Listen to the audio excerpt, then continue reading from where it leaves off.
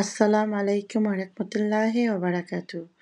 আজকে আমি রান্না করছি কাসুন্দি দিয়ে সর্ষে ইলিশ।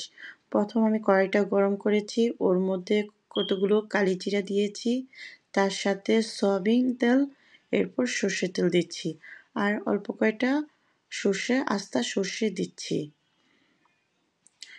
এগুলা গরম হলে তারপর আমি পেঁয়াজটা দিয়ে দিচ্ছি।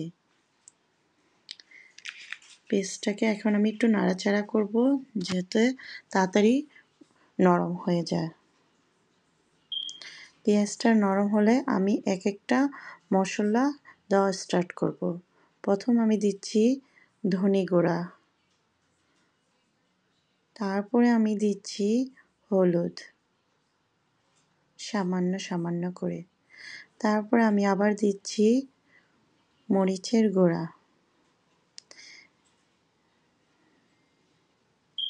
এখন আমি সামান্য, এটা আমার হাতে বানানো মশলা, এটা অনেক কিছু দিয়ে বানিয়েছি, এটা সামান্য দেব, বেশি দিলে তিতা লাগবে এবং অনেক ঘ্রাণে তরকারিটা নষ্ট হয়ে যাবে। এখন আমি দিচ্ছি আদা আর রসুন। এখন আমি সামান্য পানি দিচ্ছি যেন মশলাটাকে আমি কষাতে পারি।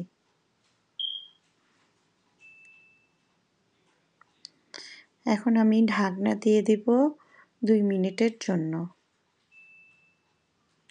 2 মিনিট পর আমি দেখছি আমার মশলাটা মাখা মাখা হয়েছে।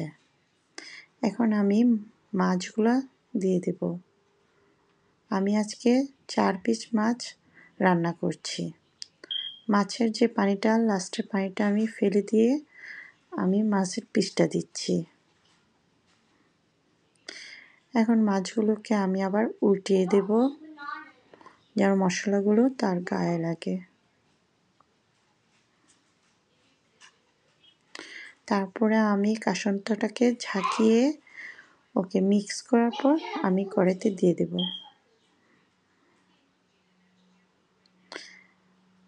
আমি তো মাছগুলোর সাথে কাসুন্দিগুলো মিক্স করছি, আবার একটু জল দিয়ে দিচ্ছি যেন মাখা মাখা থাকে, ভাত বা পোলাওর সাথে খেতে ভালো লাগে। এখন আমি আবার কিছুক্ষণ পর ঢাকনা উঠিয়ে দিচ্ছি।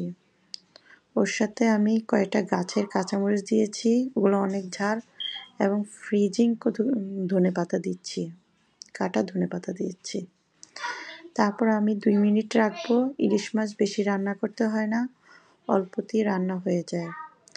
আমি নতুন রাঁধুনি, আমি নতুন নতুন রান্না শিখেছি, তা আমি যা দিচ্ছি।